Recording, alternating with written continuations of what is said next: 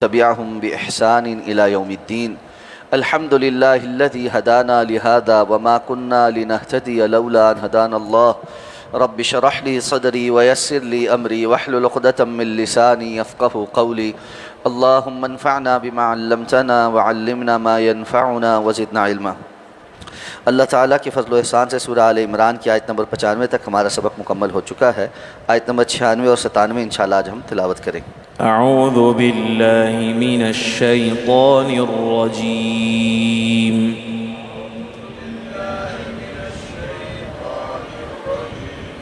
بسم اللہ الرحمن الرحیم.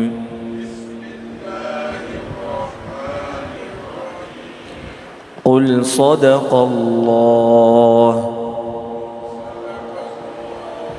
فاتبعوا ملة إبراهيم حنيفا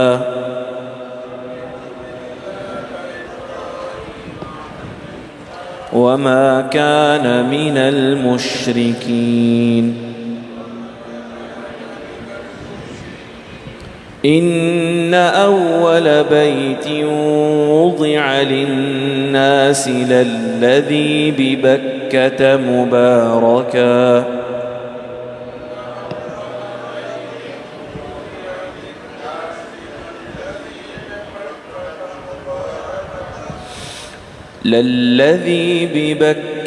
مباركا وهدى للعالمين.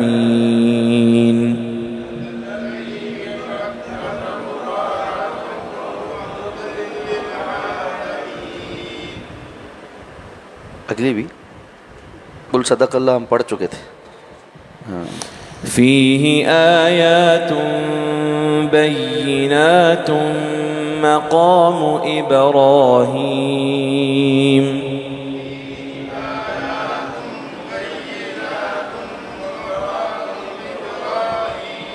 ومن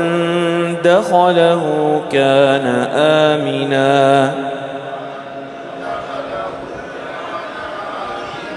ولله على الناس حج البيت من استطاع إليه سبيلا.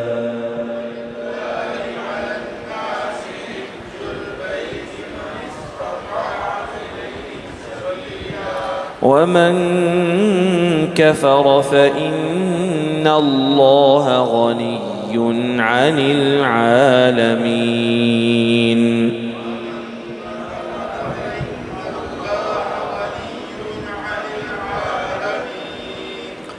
ان اول بیت یقیناً پہلا گھر وضع للناس جو لوگوں کے لیے بنایا گیا للذی ببکۃ وہ ہے جو بکہ میں ہے مبارکن مبارک ہے وہدی للعالمین اور ہدایت کا سبب ہے جہانوں کے لیے. فیہ آیات بینات اس کے اندر واضح نشانیاں ہیں. مقام ابراہیم اور مقام ابراہیم. ومن دخلہ کان آمنا اور جو کوئی اس میں داخل ہو گیا وہ امن میں آ گیا. وَلِلَّهِ عَلَى النَّاسِ حِجُّ الْبَيْتِ اور اللہ کے لیے لوگوں پر اس گھر کا حج ہے. مَنِ اسْتَطَاعَ إِلَيْهِ سَبِيلًا جو اس کی استطاعت رکھے راستے کی. وَمَنْ كَفَرَ اور جو کفر کرے فَإِنَّ اللَّهَ غَنِيٌّ عَنِ الْعَالَمِينَ تو یقیناً اللہ تعالی جہانوں سے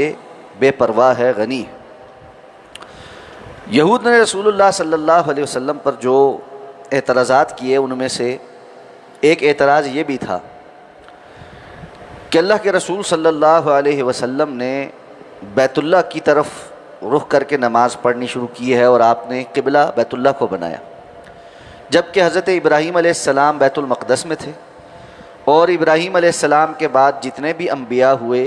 وہ بیت المقدس کی طرف ہی رخ کر کے نماز پڑھتے تھے. اور جیسا کہ ہم جانتے ہیں کہ ابتداء میں جب نماز فرض ہوئی تو مسلمان بھی بیت المقدس کی طرف ہی رخ کر کے نماز پڑھتے تھے،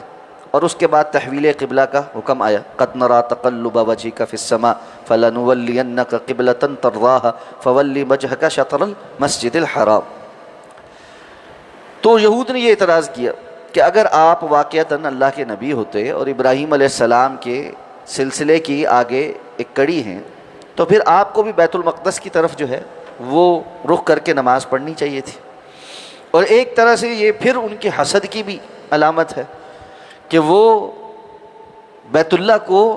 وہ مقام دینے کو تیار نہیں جو بیت المقدس کے لیے وہ تسلیم کرتے۔ تو اللہ رب العزت نے ان کے اس اعتراض کا جواب دیا، فرمایا کہ سب سے پہلا گھر جو لوگوں کے لیے بنایا گیا وہ تو وہی ہے جو مکہ میں ہے۔ بکہ یہ مکہ کے ناموں کا یا اس کا جو نطق ہے اس کا ایک اور یعنی انداز ہے۔ بکہ اور مکہ یہ دونوں ہی لفظ تاریخ سے اس شہر کے لیے بولے جاتے ہیں۔ یہاں پر اللہ رب العزت نے وہ جو تاریخی لفظ بولا جاتا تھا وہ بنائے، تاکہ یہ اس طرف اشارہ بھی ہے کہ اس کی ایک بڑی پرانی تاریخ ہے۔ اب یہ رسول اللہ صلی اللہ علیہ وسلم نے سے آپ سے پوچھا گیا کہ اللہ کے رسول صلی اللہ علیہ وسلم پہلا گھر جو ہے جو اللہ کا بنا وہ کون سا ہے؟ تو آپ نے فرمایا کہ وہ بیت اللہ ہے، اور اس کو ابراہیم علیہ السلام نے تعمیر کی۔ پھر پوچھا کہ بیت المقدس، تو آپ نے فرمایا کہ وہ اس سے 40 سال کے بعد تعمیر ہو، یعنی حضرت ابراہیم علیہ السلام نے ہی بیت المقدس کی، بیت اللہ کی تعمیر کے 40 سال بعد تعمیر کی۔ اب یہاں ایک اشکال آتا ہے کہ حضرت ابراہیم علیہ السلام سے پہلے تو بہت سے انبیاء گزرے ہیں، اور اللہ تعالیٰ فرما رہے ہیں کہ زمین پر پہلا گھر جو ہے وہ بیت اللہ ہے جو مکہ میں ہے۔ تو کیا وہ جو پچھلے سارے انبیاء تھے ان کے دور میں کوئی اللہ کا گھر زمین پر موجود نہیں تھا؟ یہ اشکال اصل میں اس لیے پیدا ہوتا ہے کہ ان ساری روایات کو اجمالی طور پر نہیں دیکھا جائے۔ علامہ ابن کثیر رحمہ اللہ نے اس آیت کی تفسیر میں بہت ساری اسانید کے ساتھ 2 باتیں ذکر کی، اور دیگر مفسرین نے بھی، لیکن چونکہ ان میں سے بہت ساری روایات یا تو اسرائیلی ہیں یا ان کی سند اس پائے کو نہیں پہنچتی کہ جس کو ہم بطور صحیح سند کے پیش کر سکیں، لیکن وہ تاریخی روایات کے طور پر بات کو واضح کر دیتی، اور وہ یہ ہے کہ سب سے پہلا گھر جو زمین میں تعمیر ہوا وہ بیت اللہ ہے، اور وہ حضرت آدم علیہ السلام نے اللہ رب العزت کی طرف سے بھیجے گئے فرشتوں اور بعض روایات میں جبریل علیہ السلام کی نشاندہی پر کہ یہاں آپ جو ہے وہ گھر تعمیر کریں، اور وہ گھر آسمان پر جو بیت المعمور ہے اس کی بالکل سیدھ میں نیچے جہاں زمین کا یہ حصہ بنتا ہے وہ ہے۔ تو بیت اللہ کی تعمیر کروائی اللہ رب العزت نے، آیا فرشتوں سے یا حضرت آدم علیہ السلام سے؟ دونوں طرح کی روایات جو ہے وہ ملتی ہیں، لیکن وہی بات ہے کہ ان روایات کی چونکہ استنادی حیثیت ذرا کمزور ہے، تو اس لیے کوئی متعین نہیں کر کے کہہ سکتا کہ یہ فرشتوں نے تعمیر کیا یا حضرت آدم علیہ السلام نے خود اپنے ہاتھ سے تعمیر کیا، یا یہ کہ فرشتوں کے بتانے پر حضرت آدم علیہ السلام نے اس جگہ پر اس کی تعمیر کی۔ پھر بعض روایات میں حضرت نوح علیہ السلام کے طوفان میں یا دیگر امتداد زمانہ کے ساتھ بیت اللہ کے جو آثار تھے وہ مٹ گئے، لیکن زمین میں اس کی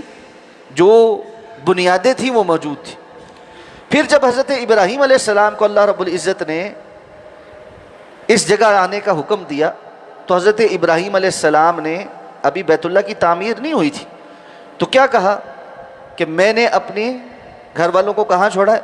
بِبَادٍ غَيْرِ ذِي زَرْعٍ عِنْدَ بَيْتِكَ الْمُحَرَّمِ۔ حالانکہ وہ جگہ بیابان تھی، لیکن اب وحی کے ذریعے یا تاریخی طور پر لوگوں کے ہاں معروف ہو، واللہ اعلم، لیکن حضرت ابراہیم علیہ السلام کو یہ معلوم تھا کہ یہاں اللہ کا حرمت والا گھر، تو حضرت اسماعیل کو اور حضرت ہاجر کو وہاں چھوڑا۔ اور اس کے بعد پھر جب حضرت اسماعیل بڑے ہو گئے اور حضرت ابراہیم دوبارہ وہاں آئے تو اللہ کی طرف سے یہ حکم ہوا کہ آپ دونوں اس گھر کی تعمیر کریں۔ تو اس وقت حضرت جبریل علیہ السلام نے حضرت ابراہیم علیہ السلام کے لیے نشاندہی کی کہ بیت اللہ کی جو معدوم بنیادیں ہیں وہ کہاں ہیں، اور حضرت ابراہیم علیہ السلام نے پھر ان بنیادوں کے اوپر اس کی تعمیر کی۔ وَإِذْ يَرْفَعُ إِبْرَاهِيمُ الْقَوَاعِدَ مِنَ الْبَيْتِ وَإِسْمَاعِيلُ۔ تو یہ آیت بھی نشاندہی اس طرف کرتی کہ جب وہ بنیادوں سے اوپر اٹھا رہے تھے تو بنیادیں موجود تھیں، تب اس کے اوپر تعمیر کر رہے تھے، تو اس لیے حضرت ابراہیم علیہ السلام نے اس کی تعمیر نو کی ہے، جس وجہ سے جو حدیث صحیح سند کے ساتھ موجود ہے جس میں میں نے بتایا کہ اللہ کے رسول نے فرمایا کہ بیت اللہ اور بیت المقدس کے درمیان 40 سال کا فرق ہے، تو وہ یہ کہ ابراہیم علیہ السلام کے ہاتھوں اس کی جو تعمیر نو ہوئی ہے وہ، اور اس کے بعد پھر بیت المقدس کی تعمیر، اس کے درمیان 40 سال کا فاصلہ، وگرنہ بیت اللہ اس سے بہت پہلے اور آدم علیہ السلام کی اس دنیا میں تشریف لانے کے ساتھ اللہ رب العزت کے حکم سے بن چکا تھا۔ تو سب سے زمین میں پہلا گھر جو اللہ کا ہے وہ بیت اللہ ہے۔ تو اللہ رب العزت نے فرمایا کہ تمہارا یہ سمجھنا کہ بیت المقدس سے پہلے کوئی اور اللہ کا گھر نہیں تھا، تو یہ اللہ کا گھر سب سے پہلا گھر ہے۔ اگر حضرت اللہ کے رسول صلی اللہ علیہ وسلم اس کی طرف رخ کر کے نماز پڑھ رہے ہیں تو یہ اصل میں قبلہ اول ہے۔ تو ہمارے ہاں بھی بعض لوگ جو یہ کہتے ہیں کہ قبلہ اول فلسطین، ٹھیک ہے، قبلہ اول اس سینس میں کہ شروع میں ہم وہاں نماز پڑھتے رہیں، بعد میں جو ہے وہ بیت اللہ کی طرف رخ کر لیا تو بیت اللہ قبلہ ثانی ہے، تو اس سینس میں تو ٹھیک ہے، لیکن اصل سینس میں کہ سب سے پہلا قبلہ اول کون سا ہے وہ بیت اللہ ہی ہے، اس سینس میں جو ہے وہ مسجد اقصیٰ کو قبلہ اول کہنا درست نہیں، اس سینس میں مسجد اقصیٰ بعد میں ہی۔ تو فرمایا کہ وہ ایسا گھر ہے مبارکا وہدی للعالمین، جو بڑا ہی مبارک ہے اور جس کے لیے جہان والوں کے لیے ہدایت کا سبب ہے۔ یہاں یہ بھی سمجھنا چاہیے کہ اللہ تعالیٰ نے زمین کے کچھ حصوں کو مبارک بنایا، اور ان میں سے مکہ اور اس میں بیت اللہ کا جو حدود حرم ہے وہ مبارک ہے، بالکل اسی طرح جس طرح اللہ رب العزت نے بیت المقدس کے جو علاقہ ہے اس کو مبارک کہا ہے، سبحان الذی اسریٰ بعبدہ لیلا من المسجد الحرام الی المسجد الاقصی الذی بارکنا حولہ۔ تو یہ اللہ رب العزت کے فیصلے ہیں کہ وہ زمین میں کچھ جگہوں کو بابرکت بناتا ہے، اور وہاں جانا برکت کا ذریعہ ہوتا ہے، اور ثواب کی نیت سے وہاں جایا جا سکتا ہے کہ یہ جگہ برکت والی ہے۔ اس لیے رسول اللہ صلی اللہ علیہ وسلم نے فرمایا کہ ثواب کی نیت سے 3 جگہوں کا ہی قصد کیا جا سکتا ہے، یعنی جن کی طرف صرف جانا ہی ثواب۔ وہ کون سی ہیں؟ ایک بیت اللہ، دوسرا بیت المقدس، اور تیسرا مسجد نبوی۔ یہ 3 مسجدیں ہیں جن کا صرف قصد کرنا کہ جی بس ہم ان کی زیارت کو جائیں گے اور وہاں جانا، یہی عمل ثواب کا ہے، باقی تو عبادات جو ہیں وہ اضافی اجر و ثواب کا باعث۔ تو فرمایا فیہ آیات بینات مقام ابراہیم، یہ تو وہ گھر ہے کہ جس کے اندر بڑی ہی واضح نشانیاں ہیں، جن میں سے ایک نشانی مقام ابراہیم بھی ہے۔ تم کہتے ہو حضرت ابراہیم علیہ السلام کا تعلق تو صرف بیت المقدس سے تھا، بیت اللہ سے کوئی تعلق نہیں تھا۔ مقام ابراہیم اس بات کی بہت بڑی دلیل ہے کہ حضرت ابراہیم علیہ السلام کا اس گھر سے تعلق،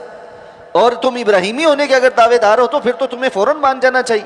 کہ بیت اللہ جو ہے اس کی طرف رخ کرنے والے یقیناً حضرت ابراہیم علیہ السلام کی اتباع کرنے والے۔ تو فرمایا ومن دخلہ کان آمنا، جو بھئی اس میں داخل ہو جاتا ہے وہ امن میں آ جاتا ہے۔ اور یہ جو سٹیٹس ہے یہ رسول اللہ صلی اللہ علیہ وسلم کے دور سے نہیں شروع ہوا، بلکہ زمانہ جاہلیت میں بھی عربوں کے ہاں جب لوٹ مار تھی اس دور میں بھی جب کوئی بندہ بیت اللہ میں داخل ہو جاتا تھا وہ امن میں آ جاتا، حتیٰ کہ کسی کے باپ کا قاتل بھی بیت اللہ میں اس کے سامنے آ جاتا تھا تو وہ اس پر ہاتھ نہیں اٹھاتا تھا کہ یہ امن والی جگہ۔ تو فرمایا ومن وللہ علی الناس حج البیت من استطاع الیہ سبیلا، اور اب اس گھر کی ایک سگنیفیکنس یہ بھی ہے کہ اللہ رب العزت کے لیے لوگوں پر جو اس گھر کی آنے کی استطاعت رکھے، رستے کی استطاعت رکھے، اس پر اس گھر کا حج کرنا، یعنی یہاں آ کر حج کے مناسک ادا کرنا یہ فرض ہے۔ اور معلوم ہے حج اسلام کے 5 ارکان میں سے ایک رکن، اور ارکان اسلام میں سے کسی کا انکار کر دینا کفر ہے، اسی لیے فرمایا ومن کفر فإن اللہ غنی عن العالمین، جو کوئی کفر کرے تو پھر اللہ جہانوں سے مستغنی ہے، یعنی اگر لوگ آ کر بیت اللہ کی حج کریں گے تو اللہ رب العزت کے اوپر کوئی احسان نہیں کریں، بلکہ یہ ایک فریضہ ہے جس کو پورا کریں گے۔ اب من استطاع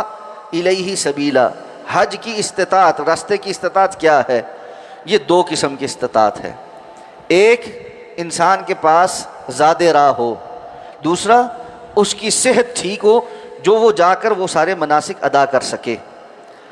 اگر کسی بندے کے پاس زاد راہ نہیں تو اس کے اوپر بھی حج فرض نہیں، اور زاد راہ کے اندر دونوں باتیں شامل ہیں، ایک یہ کہ اس کے پاس اپنے سفر کے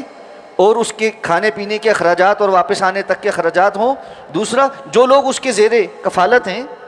ان کے لیے بھی اتنا چھوڑ کر جائے کہ جتنا عرصہ وہ سفر پر ہے وہ پیچھے کسی کے محتاج نہ ہوں۔ یہ سارا جو ہے وہ ذات راہ کے اندر داخل ہے۔ اور دوسرا کہ اس کے پاس جسمانی استطاعت ہو۔ تو رسول اللہ صلی اللہ علیہ وسلم کے پاس ایک خاتون آئی، انہوں نے آ کر کہا کہ اللہ کے رسول صلی اللہ علیہ وسلم، اللہ رب العزت کا یہ حکم میرے والد کو اس حال پر ملا ہے کہ وہ سواری کے اوپر جم کر بیٹھ بھی نہیں سکتے، یعنی بزرگ اتنے ہو گئے، بوڑھے اتنے ہو گئے کہ جم کر اب بیٹھ نہیں سکتے، تو کیا میں ان کی طرف سے حج کر لوں؟ آپ نے فرمایا تم ان کی طرف سے حج کر لو۔ اس سے یہ پتہ چلا کہ حج یا عمرہ اس شخص، زندوں میں سے صرف اس شخص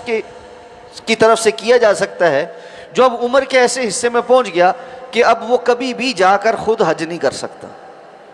ایک ہے کہ وقتی طور پر بیمار ہے، ٹھیک ہو جائے گا، اگلے سال کر لے گا، وہ نہیں۔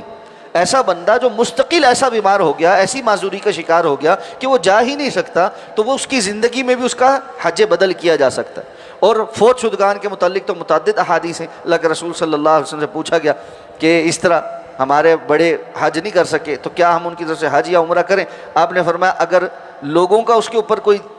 مطالبہ ہوتا تو کیا تم ادا کرتے؟ کہا ضرور ادا کرتے۔ کہا پھر اللہ کا حق زیادہ انصب ہے کہ اس کو ادا کرو۔ تو آپ نے دوسری جگہ پوچھا گیا تو آپ نے فرمایا ہاں ان کی طرف سے حج کرو۔ تو اگر کوئی بندہ فوت ہو گیا اور وہ اپنا حج نہیں کر سکا تو اس کے ورثاء کے پاس اگر مال آیا ہے تو ان پر لازم ہے کہ وہ پہلے اس کے مال میں سے اس کا حج کریں اور اس کے بعد پھر جو ہے وہ اس کی وراثت تقسیم کریں۔ تو ہمارے ہاں تو چونکہ اس کی بھی تربیت کوئی نہیں اور پیچھے والے کوئی خیال نہیں کرتے، اور نہ بندہ اپنی زندگی میں اس طرف توجہ کرتا، میں پہلے جی ذرا ریٹائر ہو لواں، پھر بچیاں دی شادیاں کر لواں، مکان بنا لواں، سارا کچھ کر لواں، کمر دوری ہو جائے جس وقت تک جب حج کے مناسک ادا کرنے کے بندہ قابل نہ رہے، تو اس وقت بندہ جا کر کہے کہ جو ہے نا میں اب حج کرتا ہوں، اور اس وقت جو ہے وہ بس پھر ہم پاکستانی جب وہاں جاتے ہیں تو بہت دیکھتے ہیں کہ بزرگ جو ہیں وہ وہاں خوار ہو رہے کہ حج مشقت والا کام ہے، اور گرمی اور موسم کی شدت،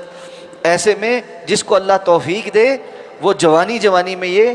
کام کر لے اور اس فرض کو ادا کر لے، کیونکہ حضرت عمر رضی اللہ تعالیٰ عنہ کا صحیح سند کے ساتھ یہ اثر موجود ہے کہ جو بندہ استطاعت ہونے کے باوجود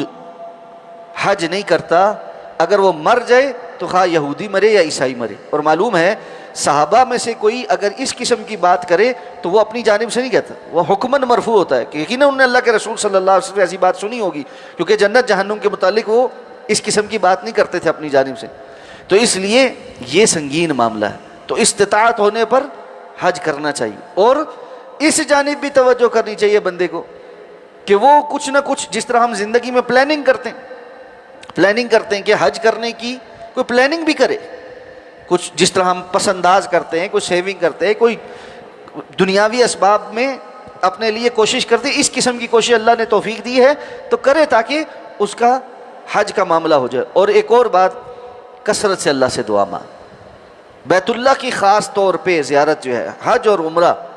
بہت یہ مشاہدہ کیا ہے کہ یہ دنیاوی اسباب سے نہیں ہوتا، یہ اللہ رب العزت کے فضل سے ہوتا ہے۔ کتنے لوگ ہیں بڑے اسباب ہیں